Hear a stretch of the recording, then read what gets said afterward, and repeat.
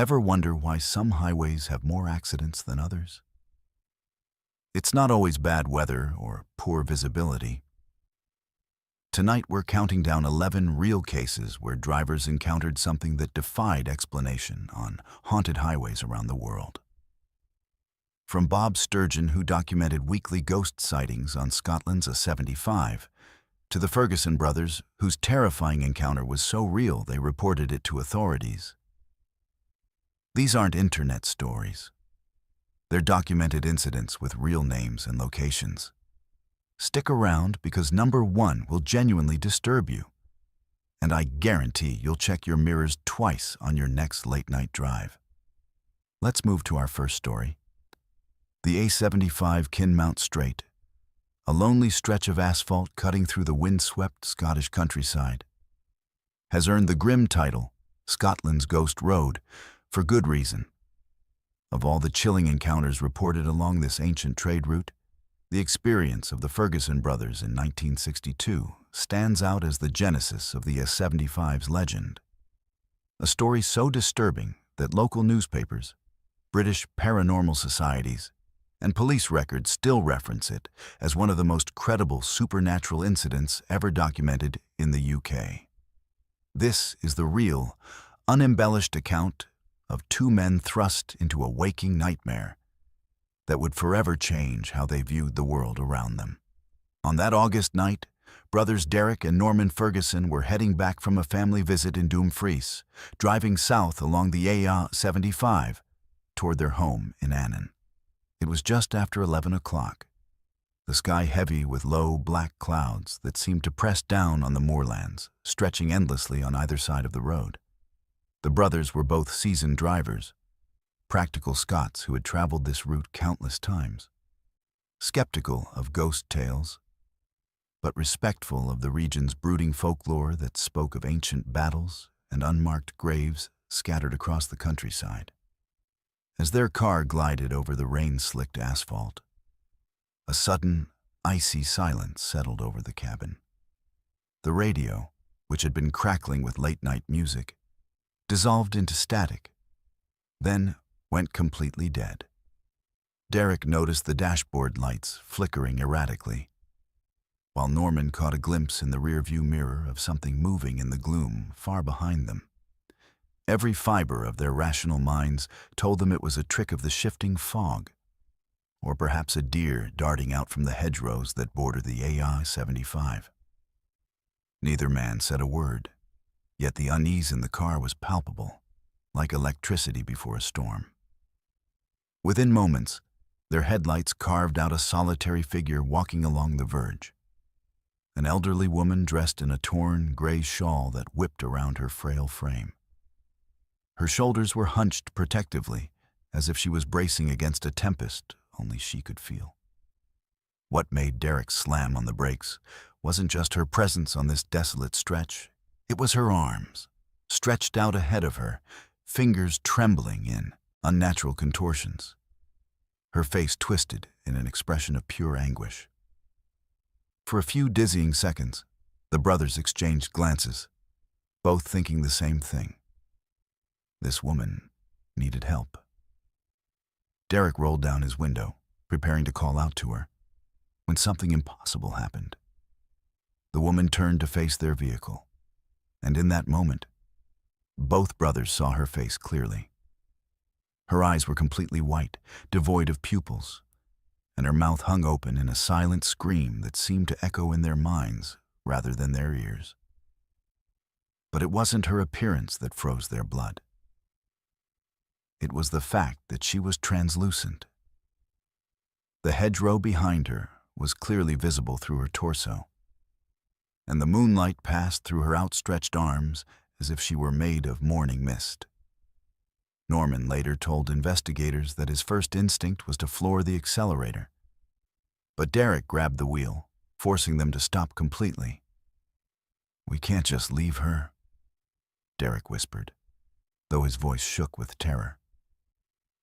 The woman began moving toward their car, not walking, but gliding across the rough grass verge without her feet touching the ground.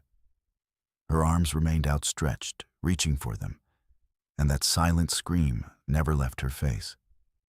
As she drew closer, the temperature inside the car plummeted.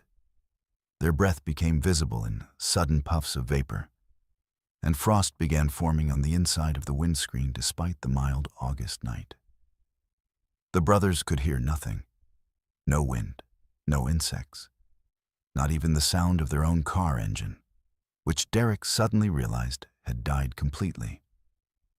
They were trapped in a bubble of supernatural silence with this apparition bearing down on them. When she was less than 10 feet from the car, other figures began materializing from the darkness. A man in Victorian-era clothing stumbled out of the hedgerow, his face a mask of confusion and pain, blood streaming from a wound on his forehead that never seemed to clot. Behind him came more shapes, men, women, and children in clothing from different eras, all bearing the unmistakable marks of violent death. Some were missing limbs, others had their clothes torn and bloody, and all of them moved with that same unnatural gliding motion toward the Ferguson brothers' car. Derek tried desperately to restart the engine, turning the key over and over, while Norman pressed himself against the passenger door, watching in horror as the crowd of spirits surrounded their vehicle. The elderly woman reached the driver's side door and pressed her translucent hands against the window.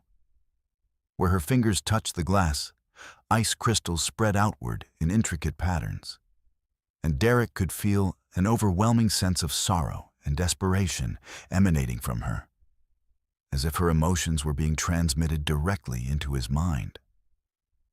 The Victorian man appeared at Norman's window, his mouth moving in what looked like urgent speech. But no sound penetrated the supernatural silence that had enveloped them. His eyes were wide with panic, and he seemed to be trying to warn them about something. More spirits gathered around the car, some reaching out to touch the metal, others simply standing and staring with expressions of profound sadness or rage. Then, as suddenly as it had begun, the encounter shifted. The elderly woman stepped back from the car, and her expression changed from anguish to something that might have been recognition or understanding. She raised one trembling hand and pointed down the road ahead of them in the direction they had been traveling. Her mouth moved, and though no sound reached their ears, both brothers later swore they heard her voice inside their heads, speaking in an accent they couldn't identify. Turn back. The bridge. Not tonight. The other spirits began to fade, becoming more translucent with each passing second, until they were nothing more than wisps of fog drifting across the moor. The temperature in the car began to return to normal, and gradually the sounds of the night returned. Wind through the grass, the distant call of an owl, and finally, the rumble of their own engine, which had mysteriously started itself. Derek and Norman sat in stunned silence for several minutes, neither sure if what they had experienced was real or some shared hallucination brought on by fatigue. But the frost patterns on the windows were real, and the memory of that woman's warning echoed in both their minds. Against every instinct that told them to continue home, they turned around and drove back to Dumfries, where they spent the night at a local inn. The next morning brought news that vindicated their decision to heed the ghostly warning. During the night, around the same time they would have been crossing the bridge over the River Nith if they had continued their journey, a massive section of the bridge had collapsed due to structural failure caused by recent flooding. The authorities estimated that any vehicle on the bridge at the time would have plunged into the swollen river, with little chance of survival for the occupants. When the Ferguson brothers reported their experience to the local police and later to paranormal investigators, they were told that similar sightings had been occurring along the A75 for decades, though most witnesses were too frightened or embarrassed to come forward. Historical research revealed that the area around Kinmount Strait had been the site of numerous tragic events over the centuries. From medieval battles to coaching accidents to more recent car crashes. Some investigators theorized that the spirits were trapped in a kind of temporal loop, forever reliving their final moments. While others believed they were benevolent entities trying to prevent future tragedies. The Ferguson brothers' story became the catalyst for a wave of other witnesses to come forward. Bob Sturgeon, who operated a roadside snack van near the area, confirmed that rarely a week went by without someone reporting strange sightings along the A75. Truckers began sharing stories of phantom hitchhikers. Families disappeared from their cars only to reappear miles away with no memory of how they got there. And other drivers reported encounters with spirits who seemed to be trying to communicate urgent warnings. What makes the Ferguson brothers' account particularly compelling is not just the detail and consistency of their testimony, but the fact that their ghostly encounter potentially saved their lives. Unlike many paranormal experiences that leave witnesses traumatized and empty-handed, Derek and Norman Ferguson received a gift, a warning that preserved them from what would almost certainly have been a fatal accident. Their story suggests that whatever haunts the A75 Kinmount Strait isn't merely a residual echo of past tragedies, but something more active and purposeful. Spirits who have taken on the role of supernatural guardians, using their otherworldly presence to protect the living from sharing their fate. To this day, both Derek and Norman Ferguson, now elderly men themselves, maintain that every detail of their encounter was real. They return to the A75 each year on the anniversary of their experience, not to seek another supernatural encounter, but to leave flowers by the roadside in gratitude to the spirits who saved their lives. And despite decades of technological advancement and increased traffic along the route, reports of paranormal activity on Scotland's Ghost Road continue to pour in, suggesting that whatever the Ferguson brothers encountered that August night in 1962 is far from finished with its work along the Kinmount Strait. Let's move to our second story. Highway 46, a desolate stretch of road cutting through the backwoods of America, holds a dark secret that has baffled authorities for decades. What makes this particular highway so chilling isn't just the reported supernatural encounters. It's the documented disappearances of real people who were last seen on this cursed stretch of asphalt. The case of Mike, a veteran truck driver whose mysterious vanishing in October sparked one of the most disturbing investigations in modern highway history, serves as the perfect example of how some roads seem to exist at the crossroads between our world and something far more sinister. Mike Thompson was no stranger to America's highways. For 15 years, he had been hauling freight across the country, logging over 2 million miles on his odometer and earning a reputation among his peers as one of the most reliable drivers in the business. He was a practical man, a father of 2 from Ohio, who had no patience for ghost stories or supernatural nonsense. When other truckers would share tales of strange encounters on lonely highways during late-night coffee breaks at truck stops, Mike would roll his eyes and change the subject. He believed in what he could see, touch, and verify. The weight of his cargo, the condition of his tires, and the number of hours until his next mandatory rest period. That October night started like any other for Mike. He had picked up a load of machinery parts in Chicago and was making his way south toward a delivery in Tennessee. His route took him along Highway 46, a road he had traveled dozens of times before without incident. The weather was clear, though a heavy fog had begun to settle over the countryside as the temperature dropped. Mike had called his wife around 9:30, telling her he was making good time and expected to reach his delivery point by dawn. That phone call would be the last anyone would hear from him. According to the timeline investigators later constructed, Mike would have been entering the most isolated section of Highway 46 around 11 o'clock that night. This particular stretch, known locally as Dead Man's Curve despite its perfectly straight layout, runs for nearly 20 miles without a single gas station, rest stop, or inhabited building. The road cuts through dense forest on both sides, with thick underbrush that blocks visibility beyond the tree line. During the day, it's merely unremarkable. At night, especially in fog, it becomes something else entirely. A corridor that seems to swallow headlights and muffle sound until drivers feel completely cut off from the rest of the world. The first sign that something had gone wrong came when Mike failed to check in at his scheduled delivery time.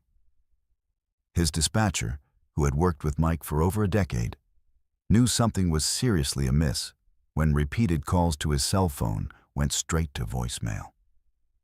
Mike was obsessively punctual and had never missed a delivery window without prior notification. By noon, the dispatcher had contacted local law enforcement, and by evening, search teams were combing Highway 46 looking for any sign of Mike's distinctive blue Peterbilt truck. They found the truck just before midnight, parked on the shoulder of the highway at mile marker 34, deep in the heart of the Dead Man's Curve section. What they discovered defied all logical explanation. The truck was running, its diesel engine idling smoothly, headlights cutting through the fog as if Mike had simply pulled over for a routine inspection. The driver's door was closed but unlocked. His wallet, containing over $300 in cash, lay open on the passenger seat. His cell phone was plugged into the charger, showing several missed calls. His logbook was open to the current date, with his last entry timed at 10:47 p.m., noting his position and that he was making good time despite the fog. Most disturbing of all, Mike's keys were still in the ignition, and his travel mug sat in the cup holder, still warm with coffee. His jacket hung on a hook behind the driver's seat, and his reading glasses were folded neatly on the dashboard.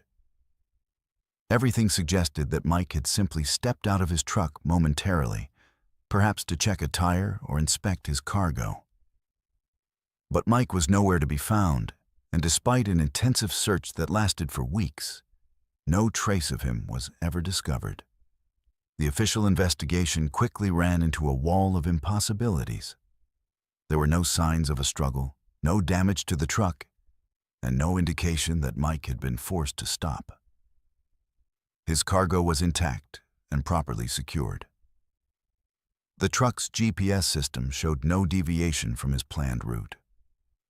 Security cameras at a gas station 12 miles back down Highway 46 had recorded Mike's truck passing by at 10:23 p.m., with Mike clearly visible behind the wheel, appearing alert and normal. But between that gas station and where his truck was found, Mike had simply vanished into thin air. As word of Mike's disappearance spread through the trucking community, other drivers began sharing their own disturbing experiences on Highway 46. Jerry Martinez, a driver from Texas, came forward to report that 3 weeks before Mike's disappearance, he had encountered a woman hitchhiker on the exact same stretch of road where Mike's truck was found. The woman was pale and dressed in old-fashioned clothing, with long, tangled hair that obscured most of her face. When Jerry slowed down to get a better look, deciding whether to offer her a ride, the woman had turned toward his truck, and he had seen her eyes, completely white, with no pupils or iris visible. "I've been driving for 25 years," Jerry told investigators, "and I've never seen anything that scared me like that.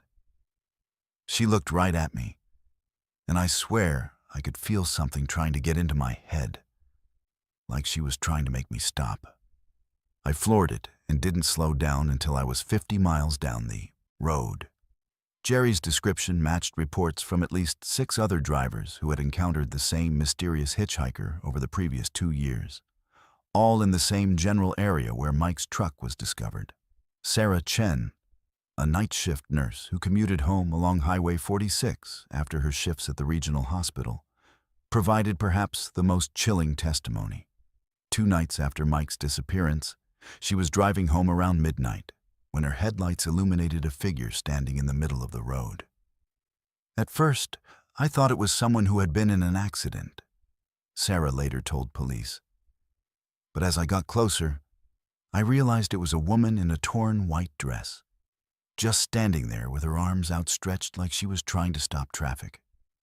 Sarah slammed on her brakes, stopping just a few feet from the woman.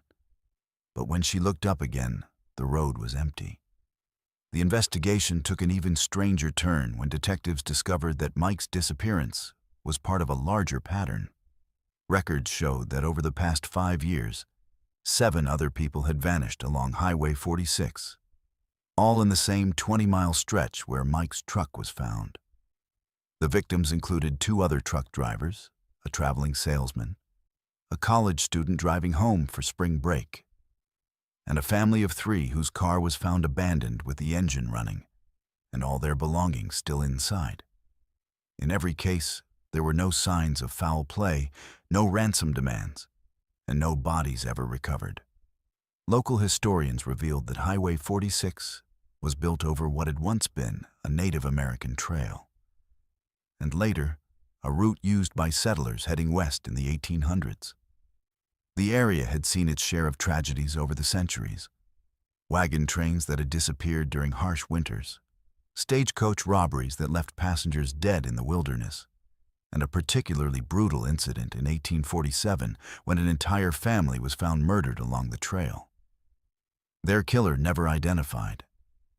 Some investigators began to wonder if the modern disappearances were connected to this dark history, though they struggled to explain how past events could cause people to literally vanish from locked vehicles.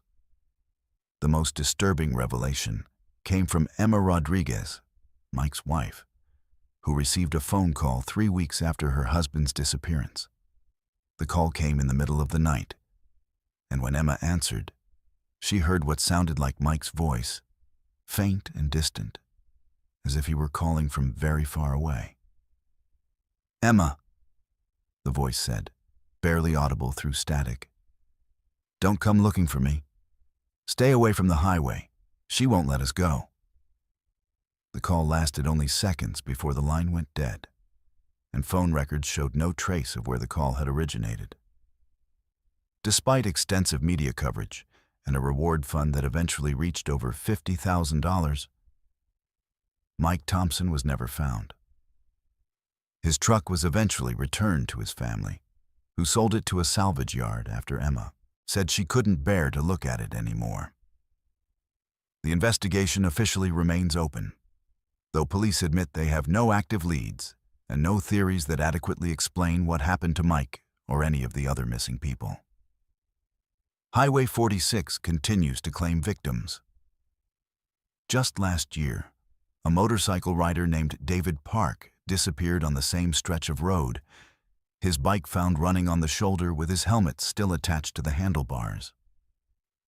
Park had been live streaming his ride on social media, and the final seconds of his broadcast show his headlight illuminating a pale figure standing by the roadside before the feed cuts to black. Viewers who watched the stream live reported seeing the figure raise its hand as if flagging down Park's motorcycle. But by the time investigators reviewed the footage, that portion had been corrupted beyond recovery. The state has installed additional lighting and emergency call boxes along Highway 46, and there are periodic discussions about closing the road entirely and rerouting traffic. But these measures have done nothing to solve the mystery of what happened to Mike Thompson and the others, who simply vanished into the night. Truck drivers now avoid Highway 46 whenever possible, taking longer routes that add hours to their trips rather than risk becoming the next name on the growing list of the disappeared. For Emma Thompson, the mystery of her husband's fate continues to haunt her daily life. She has moved away from their hometown and changed her phone number multiple times. But she says she still receives occasional calls in the middle of the night. Calls where she can hear what sounds like multiple voices whispering her name. as if Mike is not alone wherever he is, and as if whatever claimed him is still trying to reach across the void to claim her as well. The last thing she tells anyone who will listen is simple advice that has become an unofficial motto among those who know the truth about Highway 46. If you see someone standing by the side of that road at night, whatever you do, don't stop. Let's move to our third story. The A666 near Bolton, England, carries perhaps the most ominous designation of any roadway in the United Kingdom: the Devil's Highway. While the satanic moniker stems from its numerical designation matching the biblical number of the beast, what happened on this cursed stretch of tarmac in 2015 proved that sometimes reality is far more terrifying than any religious superstition. The dashcam footage captured that winter night, showing a pale, hunched creature emerging from the moorland darkness, would become one of the most documented and disturbing paranormal encounters ever recorded on British soil. The A666 cuts a sinister path through the West Pennine Moors, connecting Bolton to the Lancashire countryside through some of the most desolate terrain in northern England. For decades, this particular stretch of highway has maintained an accident rate nearly 3 times higher than comparable motorways in Greater Manchester, a statistic that local authorities have struggled to explain through conventional means. The road passes near Turton Tower, a medieval fortress with its own dark history, and winds through moorland that has witnessed centuries of human tragedy, from Roman battles to Civil War executions. Local residents had been reporting strange sightings along the A666 for years before the incident that would thrust the highway into international headlines. Witnesses described encounters with a hunched-over figure limping along the roadside after sunset, appearing suddenly in headlights before vanishing into the moor's perpetual mist. Taxi drivers working the Bolton to Blackburn route shared stories of an elderly woman with long white hair who would materialize in the back seats of their vehicles, sitting silently for miles before disappearing without explanation. These accounts, dismissed by skeptics as the products of fatigue and suggestion, would take on new significance after what transpired on that November evening.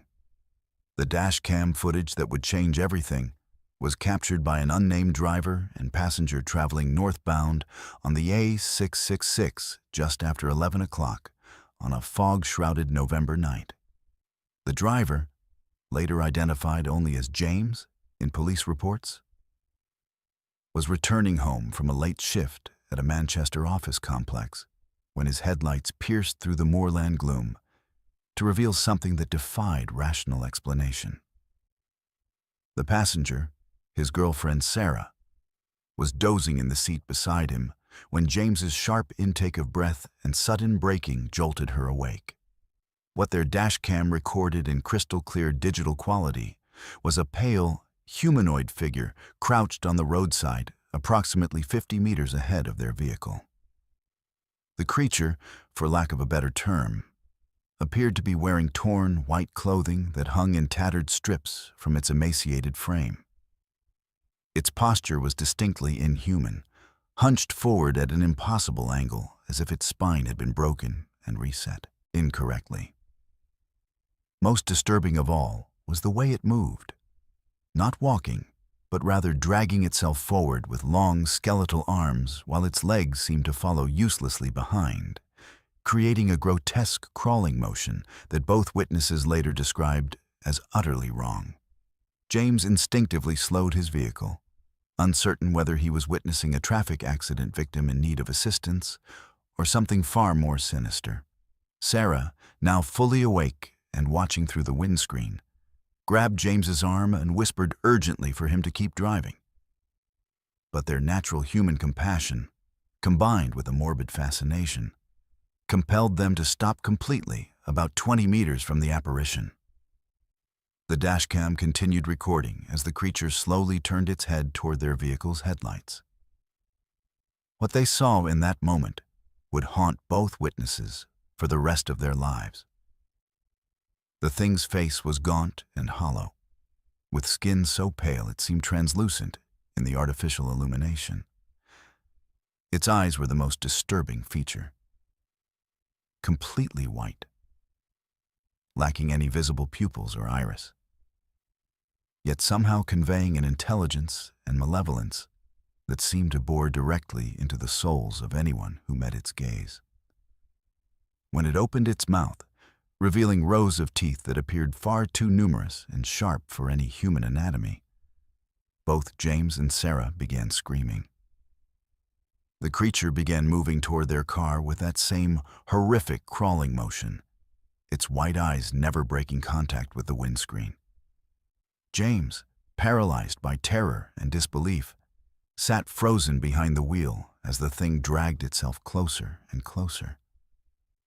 Sarah's screams became increasingly hysterical as she pleaded with James to drive away, her voice clearly audible on the dashcam audio as she sobbed, "Oh God, oh God, what is that thing? James, go, go!" As the creature reached the front of their vehicle, it slowly raised one skeletal hand and placed it against the hood, leaving what appeared to be frost patterns on the metal despite the mild November temperature. The dashcam captured every detail. The unnaturally long fingers with blackened nails, the way the creature's breath created visible vapor in the headlights, and most chillingly, the sound it made, a low, guttural moan that seemed to vibrate through the car's frame and into the passenger's bones.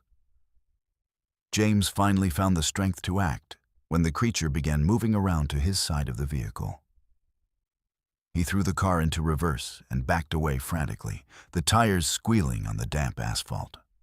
The creature watched their retreat with that same unsettling intelligence, remaining motionless in the middle of the road until their taillights disappeared around a bend. When James worked up the courage to drive forward again several minutes later, the road was empty, with no sign that anything had ever been there, except for the frost patterns still visible on their hood. The couple drove directly to the Bolton police station, where they turned over their dashcam footage and provided detailed statements. The investigating officers, initially skeptical, became increasingly concerned as they reviewed the high-definition video. The footage was clear enough to eliminate the possibility of digital manipulation, and both witnesses' terror was obviously genuine. More troubling still, the creature's appearance matched previous eyewitness descriptions with uncanny accuracy, suggesting this was not an isolated incident. Ghost hunter and East Lancashire historian Simon Entwistle examined the footage and offered a chilling theory about the creature's possible identity. His research into the area's history revealed that during the English Civil War, a monk had been captured and executed at the nearby Turton Tower in January 1643. The monk, accused of harboring royalist sympathizers, had been tortured before his death, with historical accounts describing how his captors had broken his back and left him to crawl in agony for hours before finally ending his suffering. Entwistle's theory gained credibility when further investigation revealed that the vast majority of creature sightings occurred during the month of January, around the anniversary of the monk's death. Moreover, several witnesses had described the apparition as wearing what appeared to be the remains of religious robes, consistent with monastic attire from the 17th century. The historian suggested that the monk's spirit, twisted by the torture and injustice of his death, had become something inhuman, a vengeful entity trapped in the location of his suffering. The dashcam footage was eventually leaked to the internet, where it quickly went viral and attracted international attention from paranormal investigators and skeptics alike. Digital forensics experts examined the video frame by frame, searching for signs of manipulation or hoax, but found none. The metadata confirmed the footage was recorded on the date and location claimed, and the consistent lighting, shadows, and movement patterns eliminated the possibility of CGI or practical effects. Following the incident, reports of similar encounters along the A666 increased dramatically. Motorists began coming forward with their own stories of the pale, crawling creature. often describing how their vehicle's electronics would malfunction in its presence. Headlights would flicker, engines would stall, and mobile phones would lose signal despite being in an area with strong network coverage. Some witnesses reported that the creature would follow their vehicles for miles, always remaining just at the edge of their headlights' reach, never quite disappearing, but never getting close enough for clear observation. The psychological impact on James and Sarah was profound and lasting. Both sought counseling for what psychologists diagnosed as post-traumatic stress disorder related to their supernatural encounter. Sarah developed chronic insomnia and an intense phobia of driving at night, while James sold his car and refused to travel the A666 under any circumstances. Their relationship ultimately ended when Sarah became convinced that the creature had somehow marked them during their encounter and would eventually return to claim them. Local authorities responded to the increased reports by installing additional lighting along the most problematic stretch of the A666 and reducing the speed limit from 70 to 50 miles per hour. Speed cameras were erected to enforce the new limits, and warning signs were placed advising motorists to remain in their vehicles and contact emergency services if they encountered any unusual situations. These measures resulted in a significant reduction in both accidents and supernatural encounters. Though paranormal investigators argue this was simply because increased illumination and slower speeds made the creature more reluctant to approach the roadway. The A666 incident remains one of the most well-documented paranormal encounters in British history, with the dashcam footage continuing to serve as compelling evidence that some places harbor entities that exist beyond our understanding of natural law. Local paranormal societies conduct regular investigations along the Devil's Highway, though few have reported any significant findings since the authorities improved the lighting and traffic management. For the residents of Bolton and the surrounding Lancashire communities, the A666 has become a source of both fear and morbid fascination. Parents warn their teenage children to avoid the road after dark, while tourist agencies have begun offering ghost tours that include stops along the Devil's Highway. Local businesses have capitalized on the notoriety, with pubs and shops selling a 666 Survivor t-shirts and postcards featuring artists' renditions of the pale crawler. The creature itself has become a modern legend, inspiring online communities dedicated to tracking its appearances and analyzing the ever-growing collection of witness testimonies. Some investigators believe the entity feeds on fear and attention, becoming more active as its reputation spreads. Others argue that it is a residual haunting, doomed to repeat the agony of its final moments until some unknown condition allows it to find peace. Whatever the truth behind the A666's pale crawler, one fact remains indisputable. The Devil's Highway has earned its ominous title through more than mere numerical coincidence.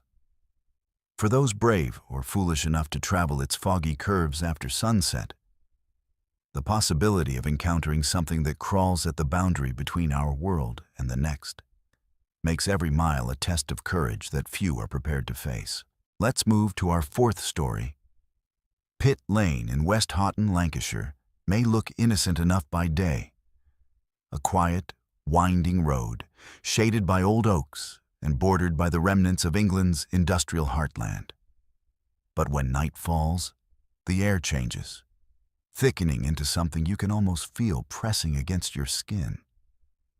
Those who know the area rarely speak about it openly. Yet the legend of the Pretoria pit miners continues to haunt truck drivers, late-shift workers, and the dwindling number of coal industry veterans who remember what happened in 1910, and the strange, persistent encounters that followed.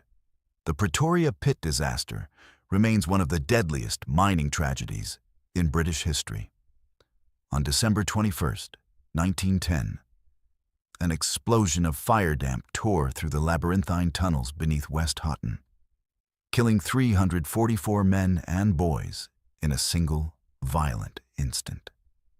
The scale of the loss is almost unfathomable. Entire families wiped out, the rhythm of life shattered as mourning swept through the community. Decades later, the names of the dead are inscribed on local memorials. But their presence, many say, lingers on Pit Lane itself. What sets Pit Lane apart from other roads with tragic histories is the sheer volume and consistency of paranormal accounts associated with the ghosts of the miners.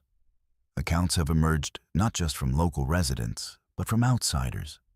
Lorry drivers, night shift security guards, visitors passing through at odd hours, and even paranormal researchers who approached Pit Lane as skeptics and left convinced that something inexplicable clings to that stretch of tarmac.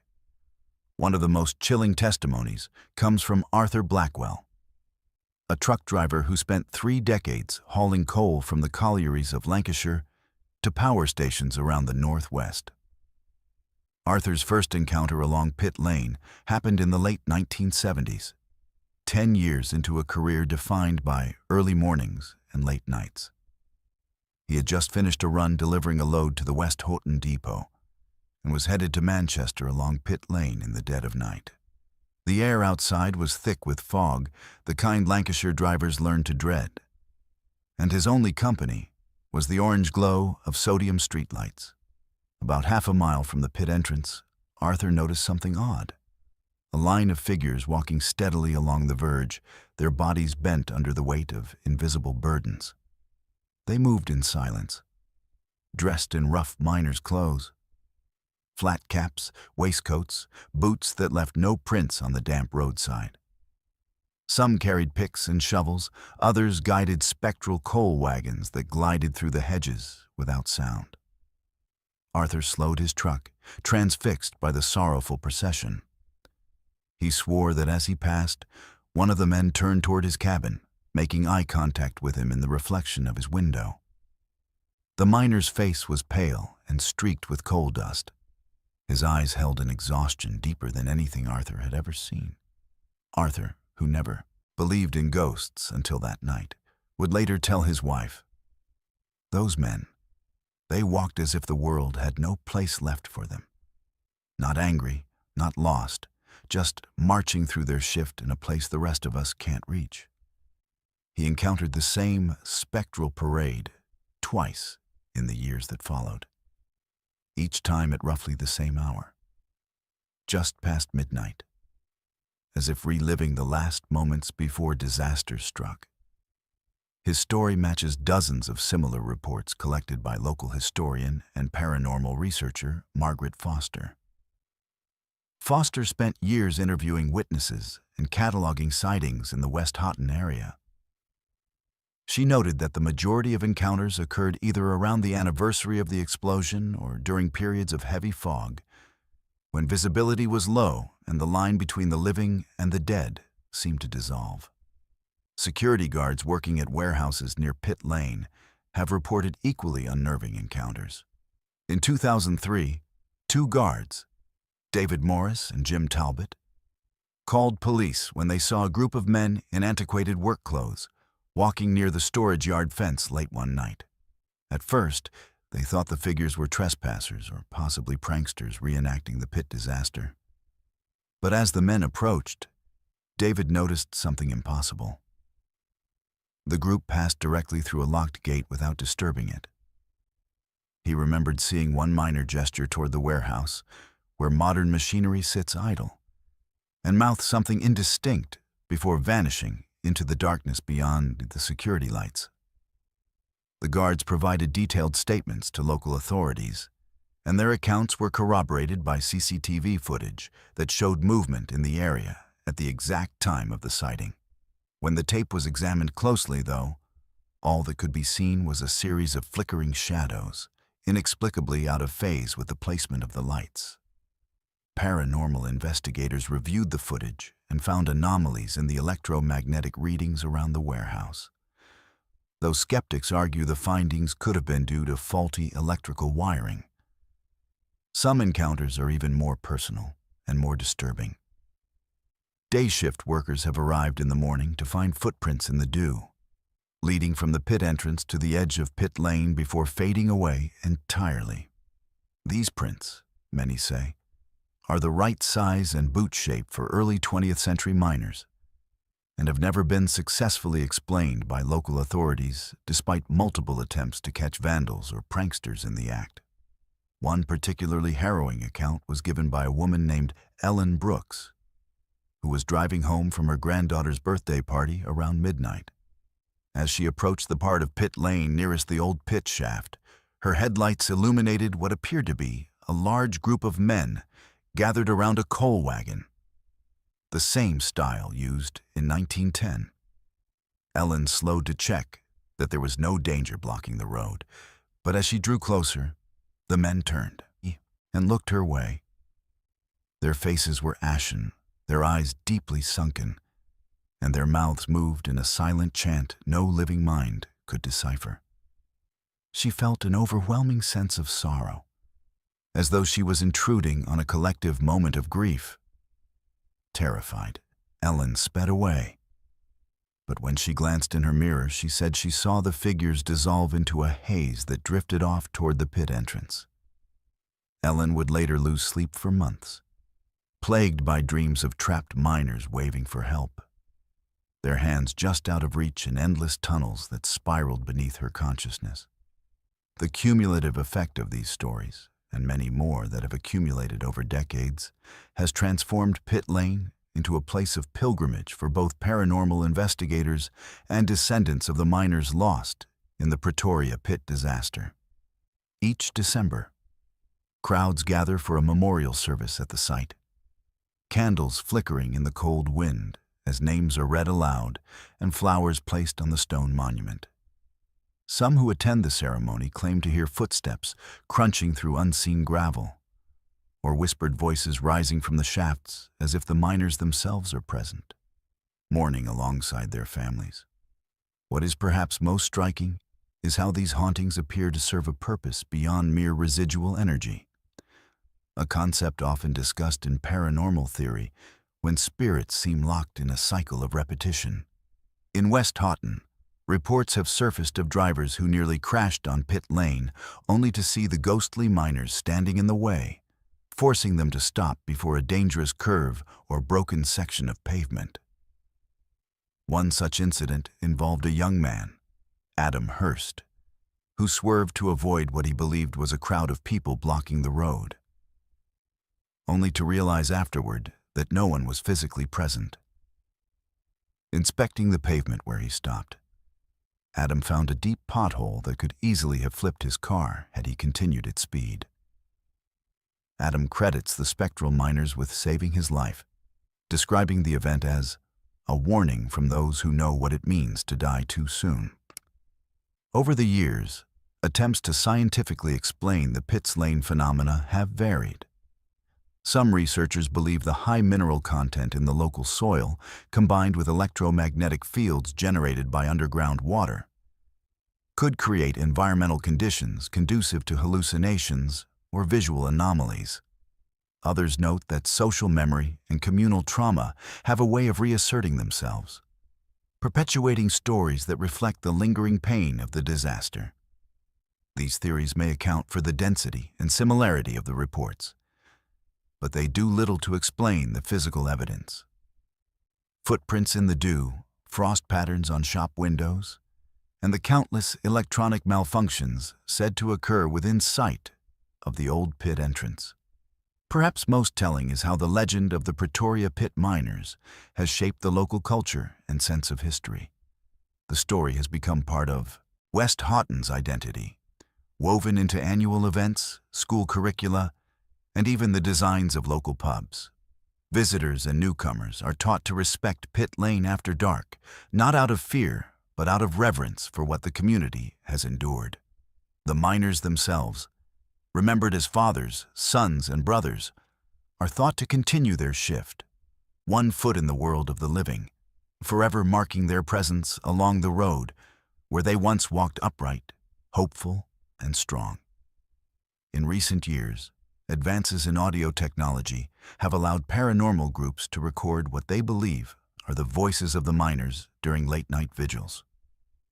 These EVPs, electronic voice phenomena, though controversial, often manifest as snippets of Lancashire dialect.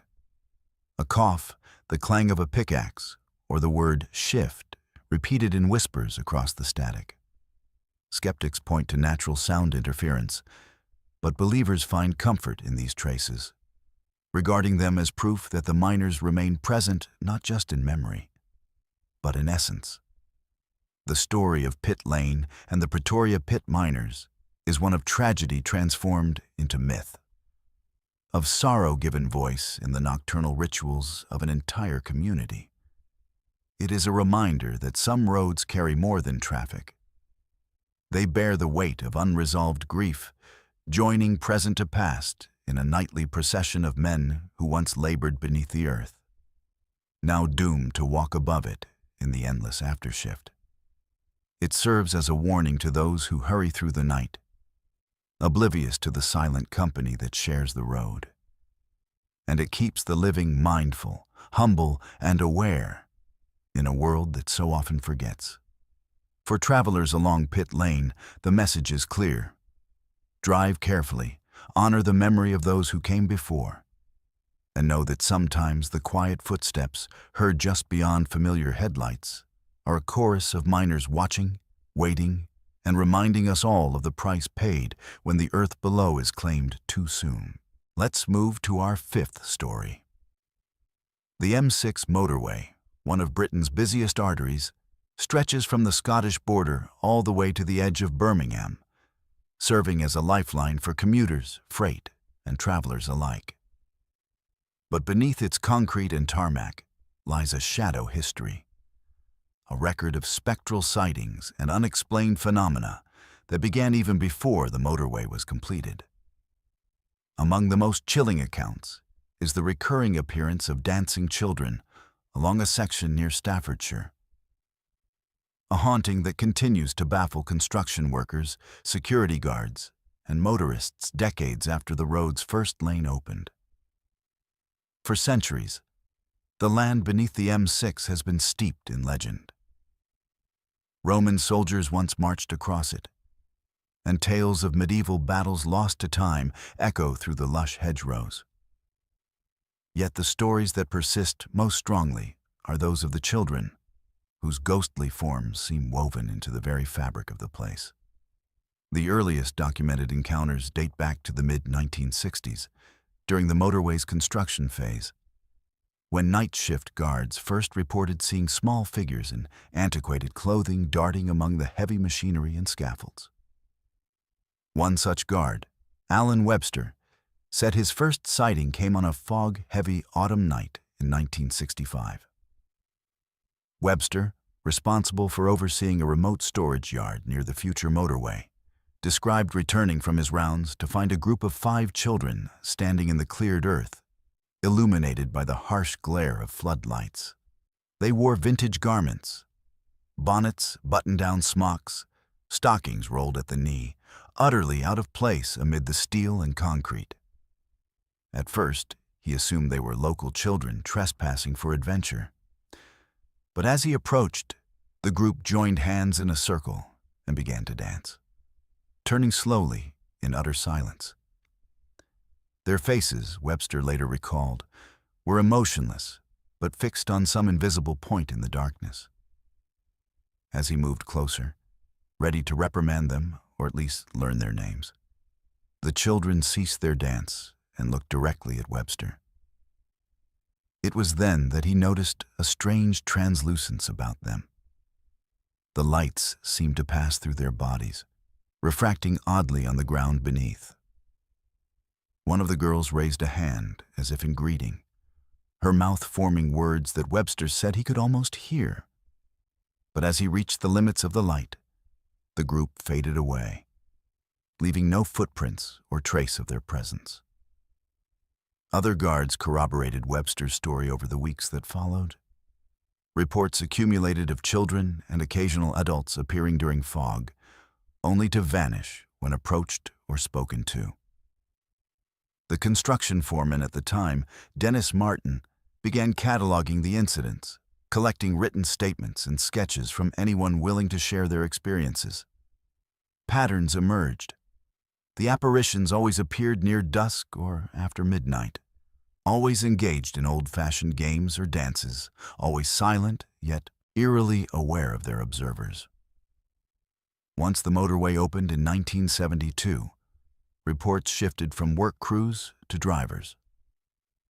One well-known case involved lorry driver Steve Douglas, who was traveling north in the early hours one winter morning. Near the Staffordshire stretch adjacent to ancient woodland, Douglas was startled when his headlights illuminated a group of children dancing in the outside lane. He slammed on the brakes, heart pounding, and watched as children moved in a slow circle, hands joined, their clothing billowing in the wind. He got out, convinced he'd narrowly missed a tragedy, but the children were simply gone. No one on the road, no tracks on the frost-dusted asphalt. Douglas continued to see the children for months after his first encounter. Sometimes it was just a single girl skipping along the verge. Other times, a full group appeared on an embankment, only to dissolve into mist. He began to keep a journal of his experiences, noting the exact time, location, weather, and the children's apparent age and dress. Douglas eventually published his findings in a local paper, receiving letters from other drivers and even occasional passengers who claimed to have witnessed similar events. Paranormal researchers became interested in the phenomenon during the late 1980s. Investigators from the British Society for Psychical Research conducted night vigils, setting up cameras and motion sensors along the haunted stretches. Although most recorded data yielded inconclusive results, fluctuations in temperature, anomalous mists, there were moments when cameras captured fleeting shadows resembling dancing children, sometimes with otherworldly streaks of light tracing their movement. These images fed both belief and skepticism. Some argued for natural explanations, while others insisted that the M6 harbored a tragic secret beneath its modern surface. Historical research provides some context for these hauntings. The fields that became the motorway had once been the site of a Victorian-era workhouse and a series of catastrophic fires that claimed dozens of young lives throughout the 19th century. Records recovered from local archives tell the story of an epidemic that swept through the workhouse in the 1870s, killing dozens of children, many of whom had no family and were buried in unmarked graves beneath what would later become the Motorway's foundation. Oral history from Staffordshire maintains that children from the surrounding villages would often gather in those meadows for May Day dances and games, sometimes venturing too close to the workhouse grounds. One particularly chilling account involved a pair of security guards patrolling a service depot adjacent to the M6 in 1991. On a cold November night, both men reported seeing a group of children standing in a circle behind the perimeter fence, holding hands and silently turning. One girl, perhaps 7 or 8 years old, broke from the circle and approached the fence, staring through the mesh with hollow, unblinking eyes. She pressed her hand against the metal, leaving behind a frost print visible until sunrise, even though the night had been unusually mild. That incident prompted the company to circulate warnings to staff and increase perimeter checks, though skeptics dismissed the reports as fatigue or tricks of the light. Drivers who encounter the dancing children often report emotional effects lasting hours or even days after the event. Some describe a lingering sorrow, an inexplicable sense of loss or nostalgia, as though witnessing the children conjures memories not their own. Others have reported inexplicable technical issues, malfunctioning headlights, dead radios, or sudden drops in fuel efficiency. During and immediately after an encounter, local garages have recorded a spike in electrical problems for vehicles traveling that section of the M6 during the autumn and winter months, linking the issues to the shared timing of hauntings. In recent years, stories of the dancing children have become part of the regional folklore, shared in pubs, local schools, and online forums. Social media groups devoted to haunted roads feature dozens of testimonies and phone camera videos, many too blurred to authenticate, but all echoing the same narrative. Children locked in an eternal game, oblivious to the modern world rushing past. Some local psychic mediums have claimed to make contact with individual spirits, describing children searching for lost family or reliving their final moments before disaster. Although these claims are controversial, they have spurred annual nighttime walks along the haunted stretches, where participants leave toys and flowers at the roadside in hopes of granting the spirits some measure of peace. Professional skeptics have attempted to offer rational explanations for the phenomenon. Light refraction from distant headlights, hypnagogic hallucinations induced by fatigue or monotony. Even elaborate local pranks have all been proposed as sources of the sightings. Yet the consistency and detail of independent reports over decades challenge these explanations. And most locals now accept the hauntings as part of the motorway's identity.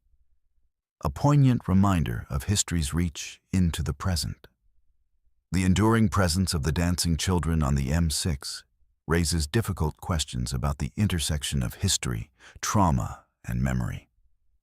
Why do certain tragedies imprint themselves so powerfully on the land, manifesting in apparitions that appear decades or even centuries later?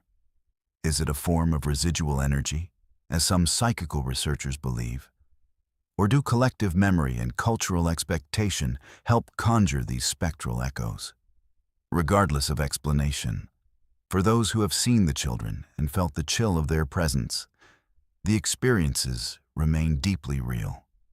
As the motorway continues to carry millions across its length each year, the legend grows, adding new witnesses and stories to its archive.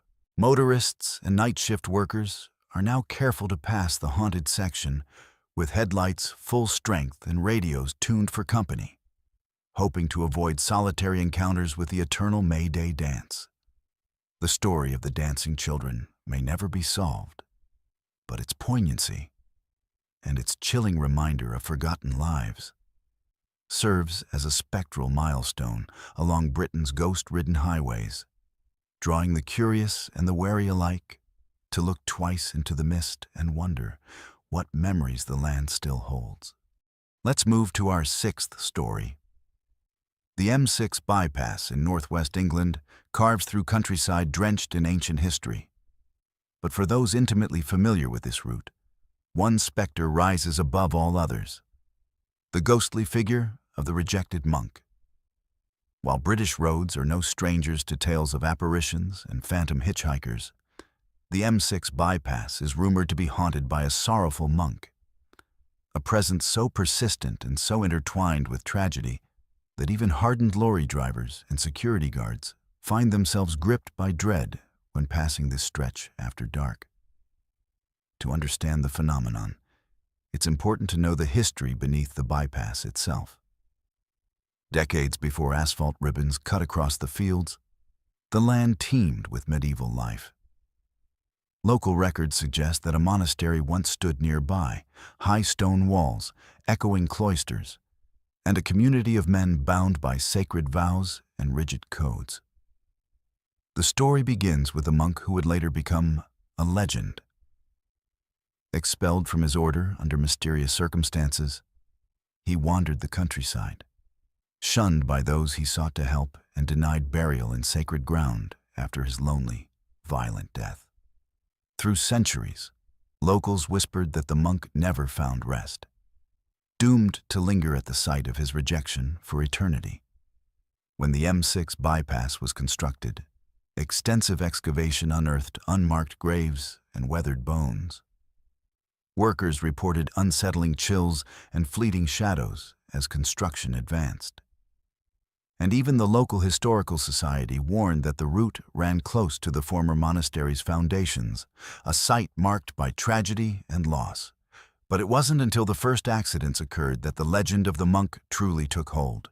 Within the first decade after opening, the M6 bypass had witnessed an unusually high number of fatal crashes, 14 deaths in 10 years, with several victims reporting in moments before the accidents. having seen a lone figure standing on the roadside, swathed in dark robes, sometimes illuminated by the harsh glow of headlights, sometimes barely visible against the hedgerows. These early sightings came from credible witnesses: police officers, night shift truckers, and maintenance workers. Each described the same uncanny feeling of sorrow and foreboding, as if the monks' suffering permeated the air and pressed into their thoughts. One widely cited account comes from a team of security guards overseeing a storage depot adjacent to the bypass. The team, led by veteran guard Paul Denton, conducted routine patrols each night. On multiple occasions during the winter of 2009, Denton and his colleagues saw what appeared to be the hunched figure of a man walking aimlessly along the verge, his robes billowing in the wind, his head bowed and hands clasped before him. The guards initially believed he was a trespasser, perhaps a local intent on theft or sabotage. Each time they shone their powerful torch at him, the monk would simply fade into the mist, dissolving before their eyes. Denton described a particularly chilling encounter in his written statement.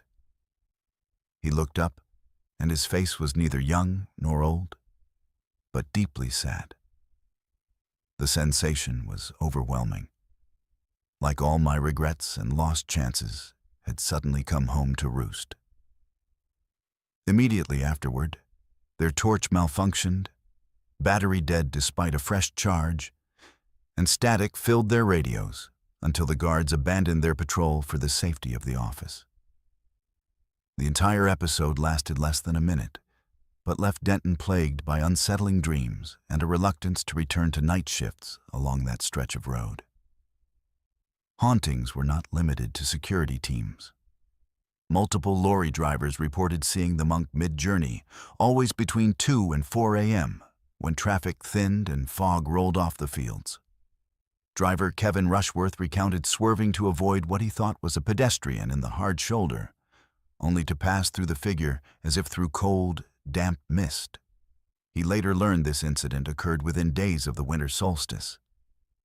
When folklore holds that spirits are most restless, Rushworth, a practical man with little patience for superstition, refused to travel the bypass alone ever again. More disturbingly, in several cases, the monk's appearance seemed to serve as a premonition.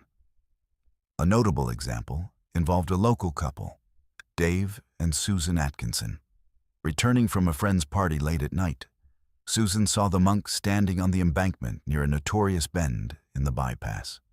She urged Dave to slow down, a decision that saved them when a herd of deer suddenly emerged from the hedgerow, blocking the road. If not for Susan's warning, their car would have collided headlong with the animals. When the couple looked back to thank the strange figure, he was gone. Road maintenance crews have contributed to the lore, reporting that certain areas along the bypass, marked by repeated sightings, are subject to rapid, unexplained drops in temperature.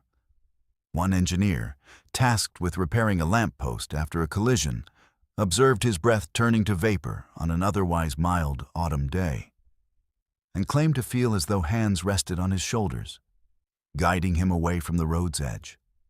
These experiences are echoed in maintenance logs, which sometimes record such episodes cryptically. Unusual chills, monk again? The local press took up the story in the early 2000s and 10s, interviewing survivors of bypass accidents and compiling a growing list of encounters. While some dismissed the legend as psychological suggestion, drivers so primed for ghost stories they manufacture sightings in moments of stress, others note the remarkable consistency of the monk's appearance. The dark robes, the bowed head, the impossible fading into mist. The bypass's accident statistics remain higher than the regional average, fueling theories that the monk's spectral warning goes unheeded by reckless motorists. Historical research adds depth to the supernatural narrative. Parish records confirm decades of disputes over burials at the abandoned monastery, with tales of unhallowed ground used for outcasts and those excluded from church rites. Folklorists argue that these quarrels over sacred space may have imprinted the land with sorrow, creating what psychical researchers call a place memory, a powerful echo of trauma that persists through generations. Local amateur historians maintain a small archive of articles, oral history interviews, and official reports chronicling the monks' appearances and the emotional aftermath for witnesses. Over time, the story of the rejected monk has become a fixture in the regional identity, appearing in folk music, pub tales, and even charity fundraisers supporting the maintenance of the old monastery site. Psychics and paranormal investigators frequently conduct vigils along the bypass, seeking evidence of the monk's presence using EMF meters, infrared cameras, and spirit boxes. A handful of these efforts claim to have captured faint EVPs, recordings said to contain the murmur of prayers or the low, mournful sound of chanting. Skeptics remain unconvinced, citing ambient noise and psychological priming. But believers say the persistence and emotional intensity of the experiences cannot be easily dismissed. For some, the monk's haunting is not merely a curse, but a kind of protective presence. In several accounts, drivers narrowly avoided tragedy only after glimpsing the robed figure and slowing down or changing directions. Road safety advocates have even used the legend as a teaching tool, urging motorists to heed signs and drive cautiously, warning that ignoring the monk's silent admonition could result in real-world consequences. The enduring power of the M6 bypass haunting lies in its blend of history, tragedy, and psychological effect. The sighting of the monk is always accompanied by an overwhelming sense of regret and longing, a feeling, witnesses say, like standing in the presence of sorrow itself. Whether he is warning, mourning, or merely marking his own exclusion from the world, the monk's presence serves as a midnight reminder of the thin line between past and present, between those who travel the road for work or family, and those bound to walk its margins for eternity. Even in the face of technological advancement and urban expansion, the legend of the rejected monk persists. Night shift workers swap stories with newcomers. Roadside memorials see flowers placed quietly beside them. Each solstice and those who survive close calls carry with them a memory, sometimes comforting, always chilling, of a figure at the roadside whose warning may be the only thing standing between life and the unknown fate that waits for the unwary. The M6 bypass continues to draw commuters, holidaymakers, and freight. But for those who know its secret, the real journey begins with dusk. Every motorist is told, in local legend, to watch for the dark-robed figure. Not to fear, but to heed. Because who knows if the next chill in the air, or the next shadow on the verge, is only a trick of the mist, or something much older, walking the night with sorrow and purpose on the lonely road between this world and the next. Let's move to our seventh story. The A75, stretching through the Scottish lowlands, is infamous not only for its chilling encounters with ghosts and apparitions, but also for the sheer frequency with which witnesses experience its paranormal phenomena. Among those who have grown intimately familiar with its reputation is a man named Bob Sturgeon, who ran a roadside snack van near one of the highway's most active haunted hotspots. For years, Bob's story, and the many he heard and cataloged from passing travelers, became a living, evolving archive of Scotland's most persistent highway hauntings. Bob Sturgeon was not a man given to wild imaginings. A pragmatist at heart, he spent the better part of 2 decades running his snack van at a lonely rest stop on the A75, just outside the town of Annan. The van became a waypoint for lorry drivers, tourists, emergency workers, and restless locals who pulled in for strong tea, sausage rolls, and a chance to swap stories about their journey. Bob soon discovered that his humble business was also a magnet for tales of the extraordinary, a place where shaken voices recounted encounters that few dared to share elsewhere. What struck Bob most was the regularity of the reports. Rarely went a week without someone reporting something unusual. He would tell local journalists and paranormal researchers. The stories always seemed to center on the same stretch of tarmac, Kinmount Strait, and the actors were eerily consistent. Bedraggled figures trudging along the verge, spectral carts rattling in the darkness, or strange, misshapen animals flickering across the headlights before vanishing into the mist. The consistency of the phenomena led Bob to keep a notebook behind the van's counter. For every report, he logged the date, time, weather, and as much detail as each witness could provide. Quickly, the notebook filled with stories so similar and frequent, it persuaded even the most skeptical truckers to pay attention. Week after week, seasoned drivers would slide onto the bench outside his van, white-knuckled and pale, recounting midnight encounters that left them rattled. One of the most often reported apparitions was a bedraggled family, man, woman, and child. Wearing ragged Victorian-era clothing, witnesses described the man hauling a wooden cart loaded with indistinct bundles, the woman clutching the child tightly, all three moving with a peculiar heaviness, as if burdened by invisible sorrow. Several drivers swore the cart's iron wheels made no sound on the road, even though it appeared solid and real in the headlights.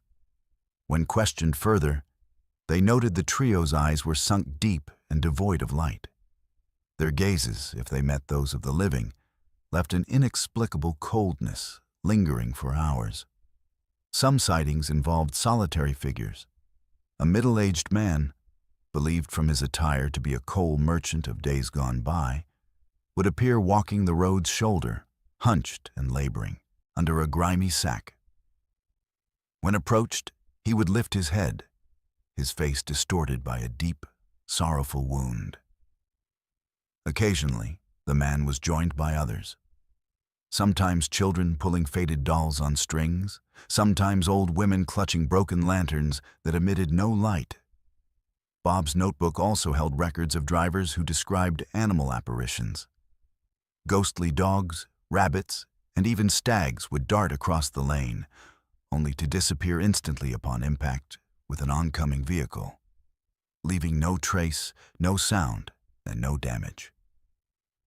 One veteran driver recounted a near collision with a spectral sheep which vanished into thin air as his truck passed through its form. Most chilling, perhaps, were those who experienced more than simple sightings. Among dozens of weekly visitors, a handful claimed inexplicable physical sensations, a sudden, overwhelming feeling of sorrow or regret, chills that spread from the tips of fingers to the crown of the head, or bursts of static and malfunctioning electronics that persisted for miles after the encounter. Many reported frost forming on the inside of windscreens, even during summer, or headlights inexplicably dimming as apparitions drew near. Bob himself eventually had his own experiences. Late one fog-bound evening, he was closing up the van when a group of coaches pulled in, their drivers pale and visibly frightened. They claimed to have seen a crowd of people standing rigidly on the central reservation, their clothes torn and faces contorted, each figure staring straight ahead without blinking. The drivers, experienced professionals, insisted that what they saw was no trick of the light. Bob, shaking but curious, went outside for a last look at the empty road.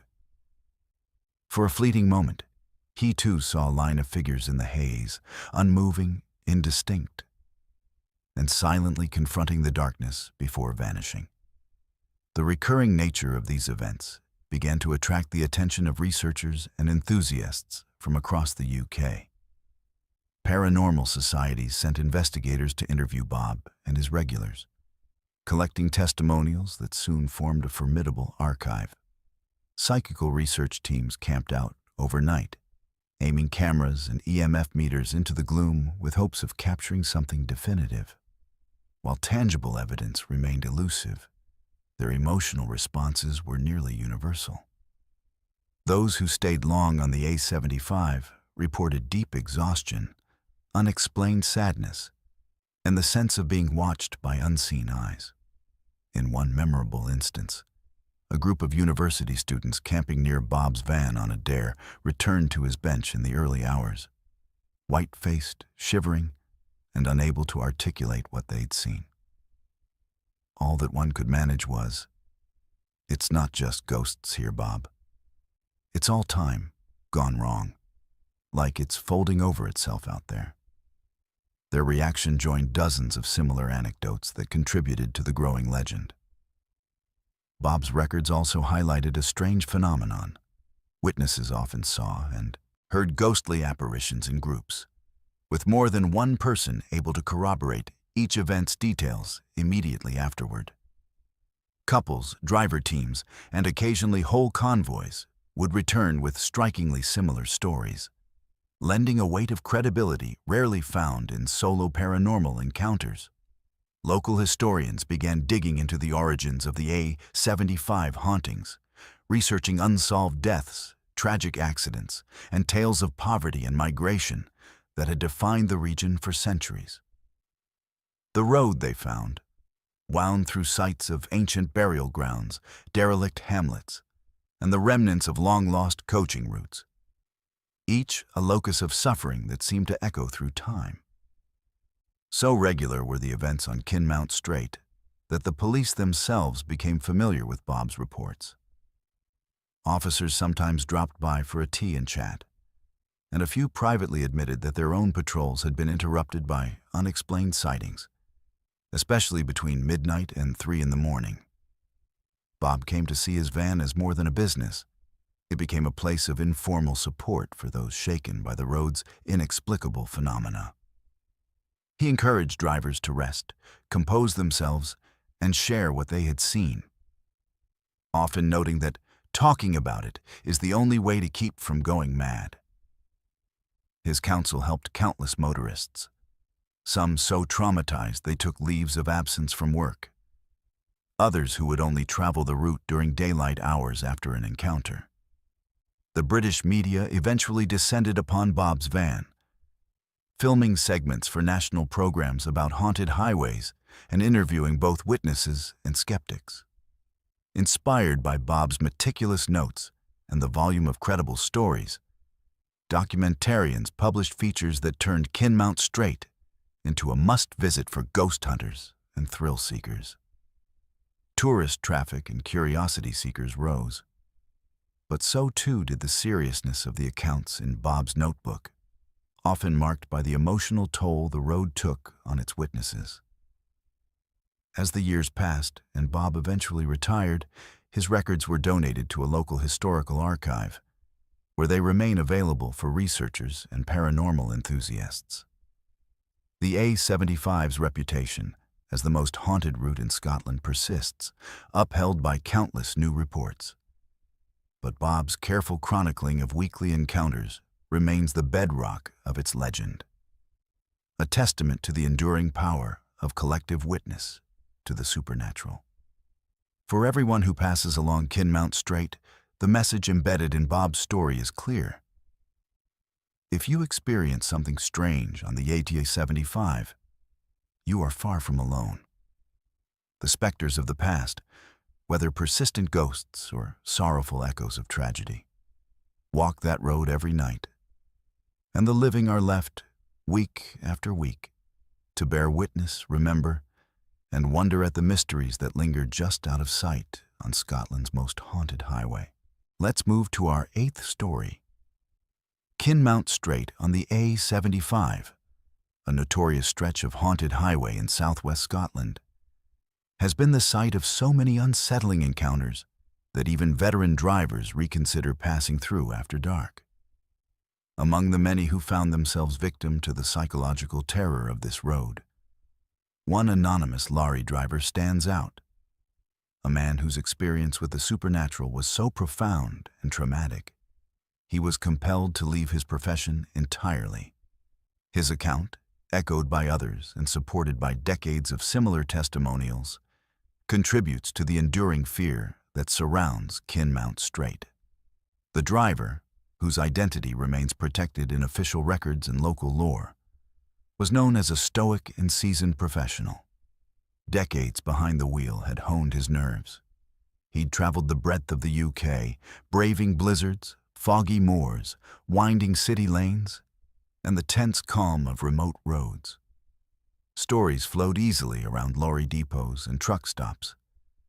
But this man had always shrugged off talk of ghosts, cryptids, and haunted places. He was a rationalist, a man of clocks, routes, and physics.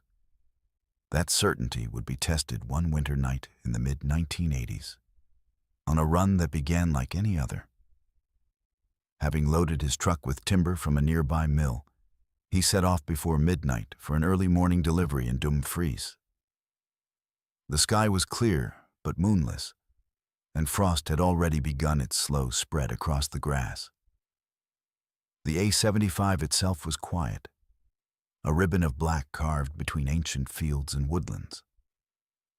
At first, only the rhythmic hum of his wheels, the glow of his dashboard, and the far-off twinkle of distant farm lights kept him company. He passed the familiar sign warning of Kinmount Strait and felt, as many did, the subtle prickle of unease, a sensation he quickly dismissed. It wasn't long before he felt something change. The radio, humming with late-night programs, flickered and died. The heater, recently serviced, began blowing chilled air, and the windshield fogged, despite the dry cold outside. Shrugging it off as a mechanical glitch, he pressed onward. Just past the midpoint of Kinmount Strait, his headlights picked out movement on the roadside. At first, he thought it was an animal, perhaps a fox or deer. But as he drew nearer, a cluster of shadowy figures emerged from the verge. There were 5 of them, arranged in a single line: a child, 2 adults, and what looked to be elders, each garbed in clothing decades or centuries out of date. They didn't walk so much as glide, feet shuffling through the mist that pooled atop the asphalt. The child turned her face toward the lorry, eyes impossibly dark, face streaked with tears, and lifted one hand, finger extended not in greeting, but warning. The adults followed suit, each pointing at the driver, their eyes locked onto his face. The driver's rational mind rebelled, massaging explanations through adrenaline and fear. Perhaps he'd fallen asleep, or a group of costumed pranksters sought to frighten a lone motorist.